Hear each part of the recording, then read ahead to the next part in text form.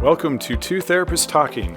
The hope for this podcast is to talk about important issues related to couples and individuals who are struggling in their lives with many different issues. I'm David Thompson, a marriage and family therapist. And I'm Sherie Christensen, marriage and family therapist. Please join us as we explore these issues together, and we hope you will learn and be enlightened along the way.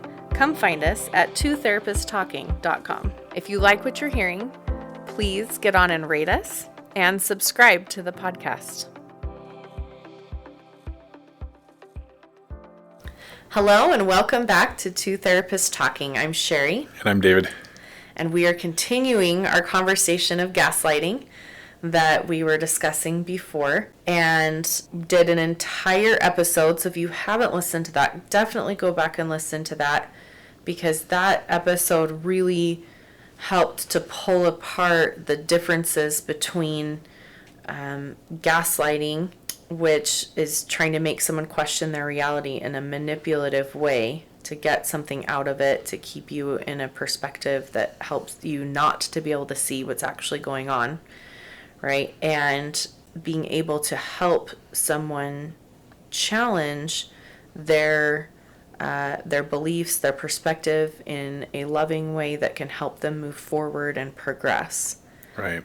And there's so many different nuances and a little bit of gray space where you're kind of in a couple different, potential spaces at the same time. And the reason why we talk about this is because you can do the exact same thing and be manipulating someone and be really damaging to them and discarding their reality, or you can do it in the same thing. You can say the same words and have it be a supportive, loving movement forward. Right. That's why it's tricky and why it's really important to understand the differences and the nuances around it and then be able to connect with it. Like I love that David was saying, it feels really different. Definitely. It feels different. So when we're talking about real gaslighting. Yes, actual gaslighting. There are two types. There's unintentional and intentional. Let's start with unintentional. Either way, both of them are unhealthy, ineffective ways to deal with this, but there is a difference. Unintentional, they're manipulating, but they're not consciously aware. They're not intentionally manipulating. It's more to protect themselves, right? So we talked about how gaslighting is a way to deflect from their behavior. It's a protective measure so you don't discover their value inconsistencies, really so that you don't learn the truth about what they're doing, which they're afraid will make them absolutely worthless, unlovable, alone, rejected, abandoned, and so they're protecting that. Right. So an unintentional, they're unaware that that's what they're doing. They're sort of shooting from the hip to try to feel better, motivated in the moment by emotions. And that's important because unintentional gaslighting, the person tends to be a lot more open to it's what they're doing. And when you bring it up and bring it up and say, it. hey, this is what I'm noticing, what's going on. And we talk about that at the end with boundaries and how to deal with gaslighting. But that's unintentional. Still harmful. Yes. Still ineffective. Yes. But it's not with the intent of I'm going to fool my partner. I'm going to manipulate them into thinking that it's their problem. They don't understand what's going on. And so it's a little different. Yes. They're not intentionally trying to damage and hurt you and question you, make you think that you're completely crazy and, really put all of that on you, right? That's intentional. That's extremely abusive. It's definitely something that needs to be addressed. Right. Both of them need to be addressed. Right. But that distinction is really important. And oftentimes it can maybe feel like they're doing it on purpose right initially at the beginning, because they're doing something intentionally, right? They're doing something on purpose. Right. But the intent is a little different, right? So they are doing it on purpose, right? You don't accidentally lie to your partner, right? Like you're making a choice, but the choice is from the motive of trying, again, as David was saying, to protect yourself, to make sure that nobody finds out who you really are, because they'll hate you and think you're terrible, and your worth and your value and all of that goes downhill, where it's focused inward on them rather than intentionally basically trying to destroy you, break you down, and keep you from being able to ever come back. You know, Right. I had someone say to me once that when you have argument, when you have discussion, you know, when you disagree and you're at odds with someone, the point is to crush them so terribly that they can never get up again. That is gaslighting. Wow. Yeah. Okay, so there's this difference there.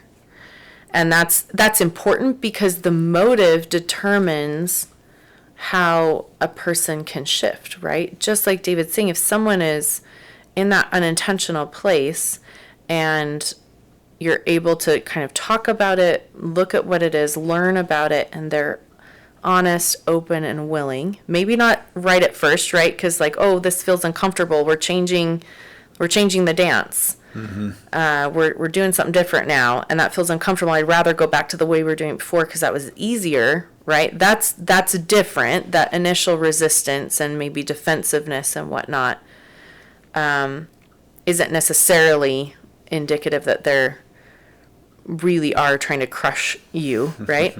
Right.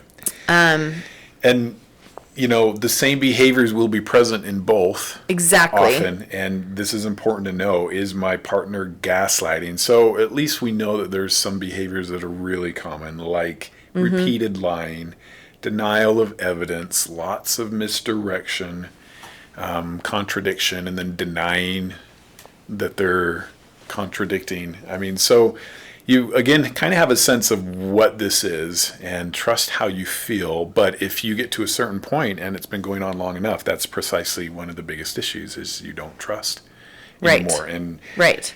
And again, regardless if it's unintentional or intentional, we're not saying, oh, it's fine, it's unintentional, Right. like let them do it, you know, whatever. We're saying you do still need to have boundaries in place. You need to have emotional safety in place. But we're saying there is a space where this can be happening, where you can actually move through it and work through it as a couple and learn about it, eliminate it, you know, over, again, this is a process. Have space for the process of change instead of, again, like we talked about last time, this toxic culture that we have where if anyone is doing anything that's hurting you in any way, they're toxic, cut them out of your life, you know, all of that. pain avoidance at all cost. Right. But this can be a process of moving forward and changing when you understand the nuances around it. And so when we look at some of those unintentional times when people are gaslighting, right? We talked a little bit about that last time of the difference between really supporting maybe a child through something that they're going through or like, like get over it. Like, really? I don't have time for this, right? Where you may not realize that you're, oh my goodness, I'm actually gaslighting that person because I'm not being supportive of them. I'm not validating them. I'm not paying attention to where they're actually coming from and seeing what is the need there that they're experiencing where they're maybe not totally connected, right?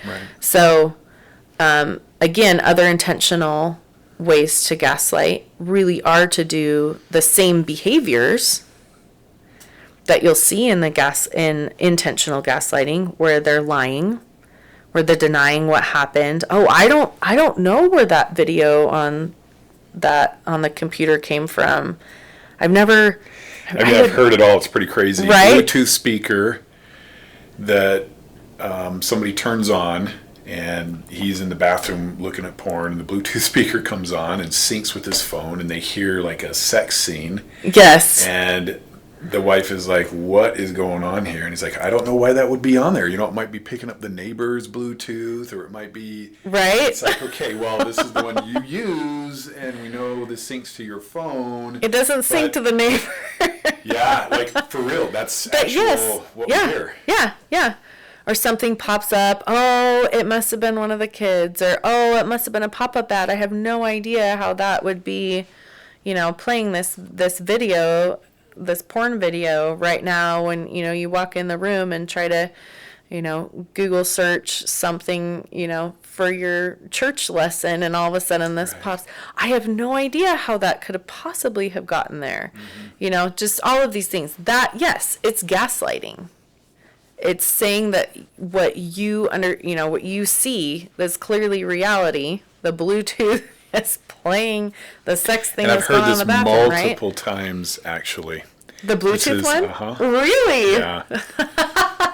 And every time he denies the heck out of it and makes her feel like, well, I guess I just don't understand what's going on. Right. Like, no, you did. Yes.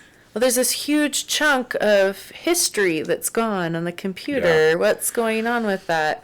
I don't know. I don't delete stuff. I don't know what you're talking about. Or, well, I had to delete a bunch of stuff because it was this other thing that's not related to porn, but it was something else that I had to get rid of, right?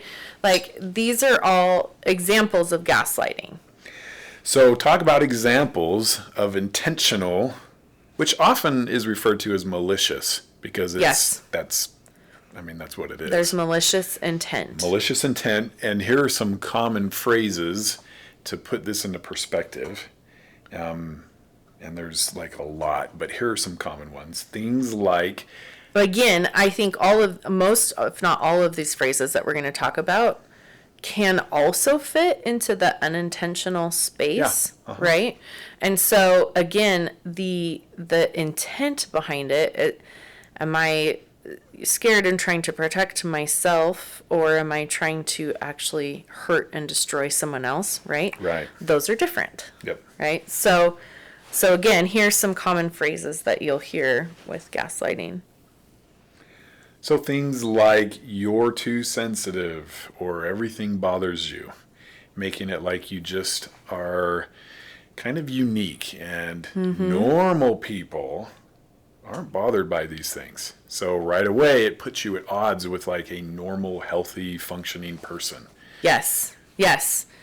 You're too sensitive is huge, and I've seen that with couples. I had a couple once where he would say, "Oh my gosh, you're just being a princess," right? Or prima donna. Like you require so much energy and effort, way above and beyond what's normal. Which is the implied. Yes, not normal. You're not normal, right? But we see that in many other places. I've had people talk to me about how they get that at work. Yeah. You're too sensitive. I didn't mean that joke like that, you know? Or even with, whether it's emotional abuse or even with sexual harassment. I didn't mean it like that. Like, wow, you are so sensitive. And it ties in a lot to another one, which is, you can't take a joke. Yes. I was only kidding. What's the big deal? Yes. And sarcasm, you see this a lot with sarcasm, where... and I'm just speaking from experience, wives will say, he's too sarcastic. And I keep telling him, I don't like the sarcasm. It doesn't feel good.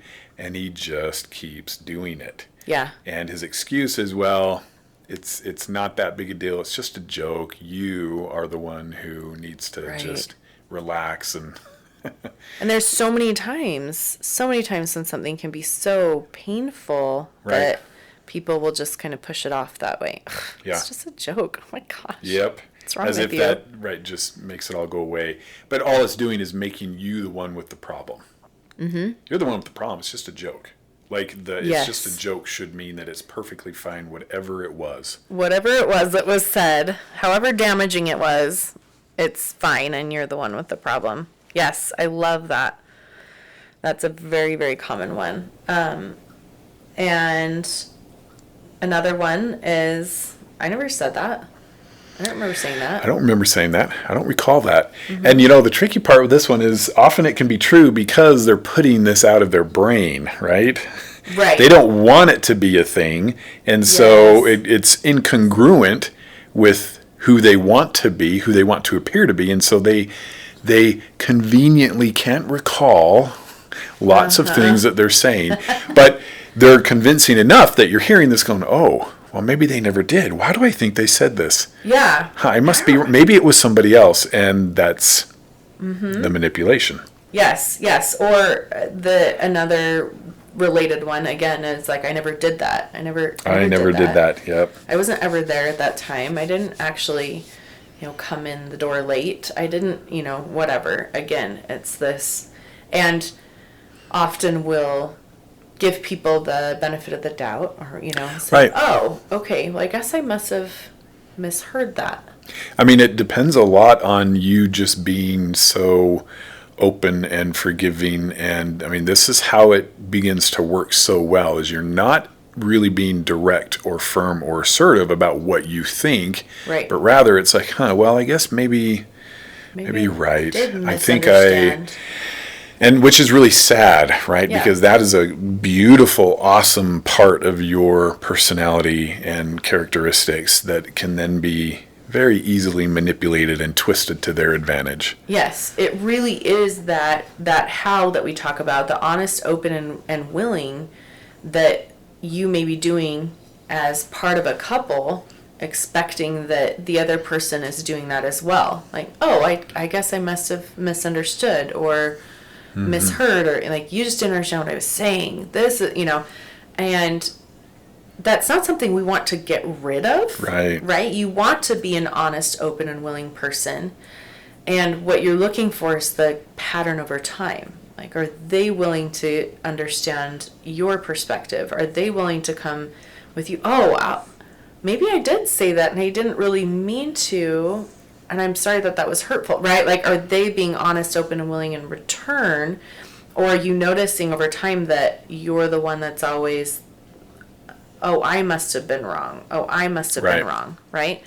And the relationship starts creating patterns of you are the one who's always wrong. And it becomes, well, he's right, I'm wrong. Or he can just talk me into it. He can just convince me. He'll talk long enough and so articulately, so beautifully that I buy into, okay, yeah, it's me. It's got to be me, right? He makes too much sense. It's got to be me, right? Yes, that's a phrase I've heard so many times. Yes, and he makes so much sense. And again, we're using pronouns here that absolutely can be the reverse, right? There's and we many definitely don't want to instances. offend the guys who are being gaslit and going, how come it's always the him? How come? Yes, I am always trying to do this, and she just always convinces me that I'm wrong, that I'm bad, that I'm, there's a very negative space around it. So yes, it absolutely happens both ways.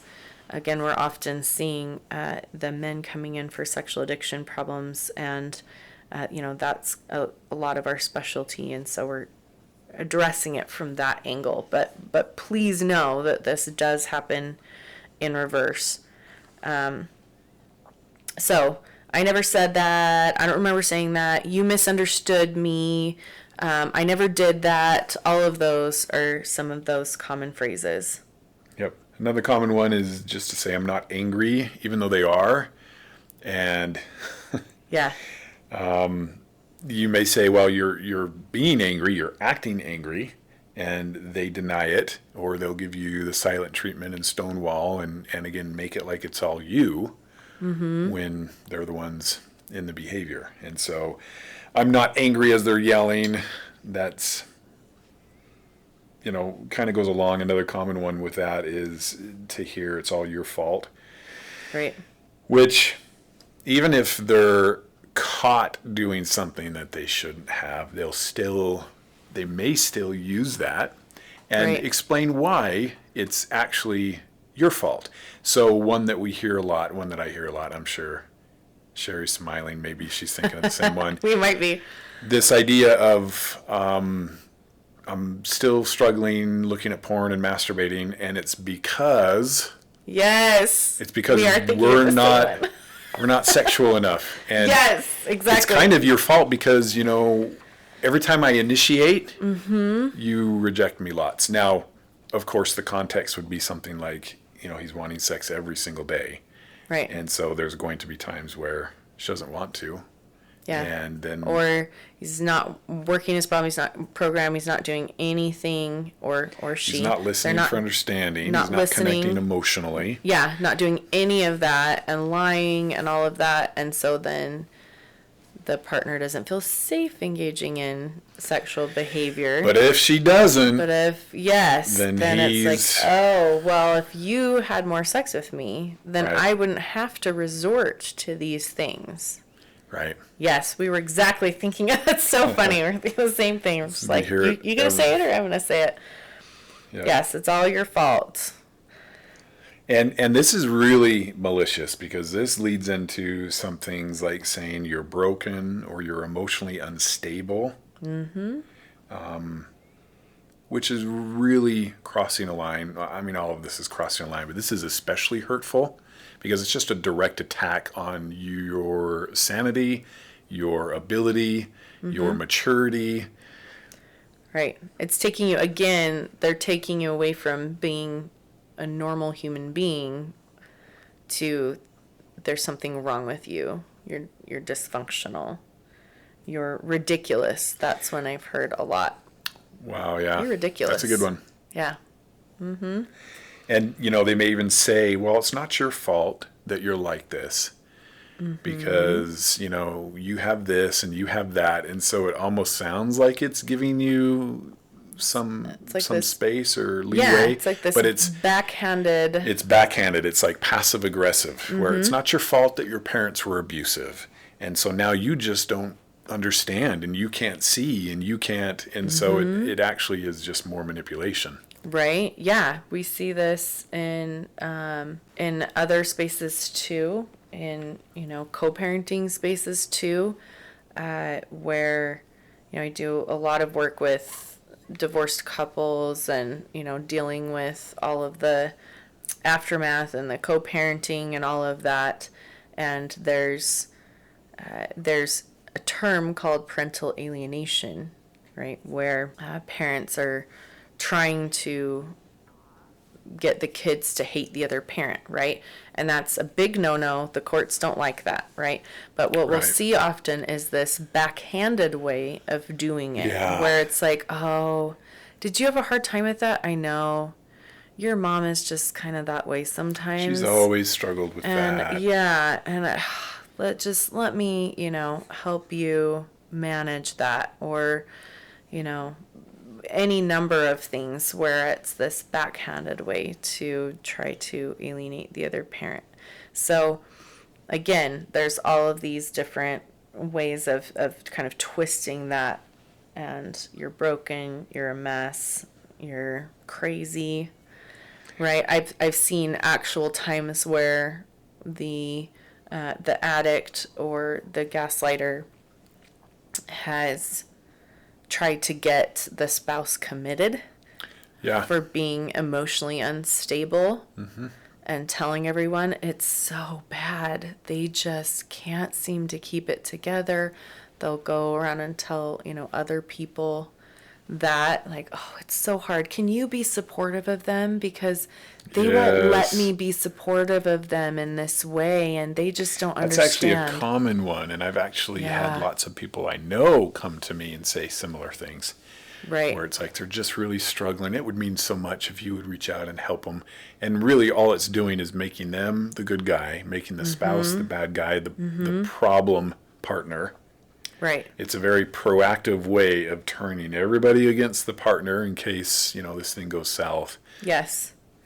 And again, that one is very intentionally malicious. Right. Right. Kind of like some others, phrases like, this is why nobody likes you, or this is why people don't want to be around you. Right. Which is such a great distraction for them because you're not looking at them or their behavior. All you're thinking about is, oh, what's wrong with me? How can I I'm going to lose all my friends. What can I do to Right. try to fix this so that my life doesn't leave Puts the me attention alone? on you so that it's completely deflecting attention from what's actually going on. Right. Mm-hmm. You're petty, or you're childish, or you need to grow up. Yes, that's a good. This is a good one. You need to grow up, or grow up. Yeah. You just say grow up. You're Grow up. frustrated and you're upset, and it's grow up. Mm-hmm. Which means, of course, that you just aren't very mature, are you? You're just too insecure. Yeah. Of course I'm not doing anything. Of course I'm not actually. Yes, I'm texting my, coworkers and we're having these conversations, but you're just being insecure about it. Nothing's actually happening. You're just jealous. You're just insecure. Mm-hmm. Everybody was going to go to lunch. It just ended up that it was just me and her. It's not a big deal. It's fine. Yes. Yeah. You're just being jealous, which, if there was a third party to bounce all this off of and they were sitting here listening, it would be like, that's not weird to have an issue with, like, you're going to lunch with this person alone, or you're going on a business trip and staying in the same hotel, these sorts of things. And so. Mm-hmm. Yes. And that's, again, we'll talk about that as we're talking about what you can do and the boundaries and all of that, having those other people. Another one, if you really loved me, you'd X, which ends up being like, believe me, do what I want, and be since the person you don't, I wanted you to be. You're faking. You're a fraud. You say you love me, but you don't really. And so prove your love. Mm-hmm. Prove you love me by believing me, by doing these things.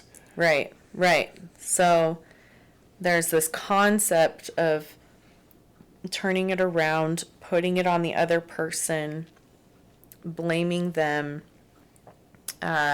or deflecting to a different topic in order to try to distract from the actual issue and then get going on that other topic. So that I've seen happen so many times where we're now, you're in this situation, you're noticing like, oh my goodness, like we're talking about something completely different.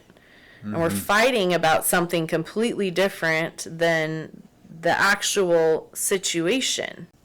So another example I see is pushing things to an extreme, like this all or nothing extreme. Mm-hmm. So one person will approach the other and say, hey, I think maybe we need to go to therapy. And the other partner will say, you think we should just get a divorce? Well, we should. We should just get a divorce. You can go off and do your own thing and be your own person and whatever. And you don't care about me. You don't love me, or, different things like that. In other words, I'm terrified of going to therapy because I know what's going to happen. Yes, I'm going to get called on some of my stuff. I'm going to have to do a lot of hard work. There's a lot of, And so pushing an issue to an extreme, where then the other person has to, no, I'm not saying that I want a divorce. I'm saying I want to work on a relationship. Right. Yes, you are. Right. It's totally deflecting from the actual issue. Yep. Right. Or you don't love me anymore. Of course I love you. And then it becomes about an argument about whether or not you care about the other person. Right. Yep.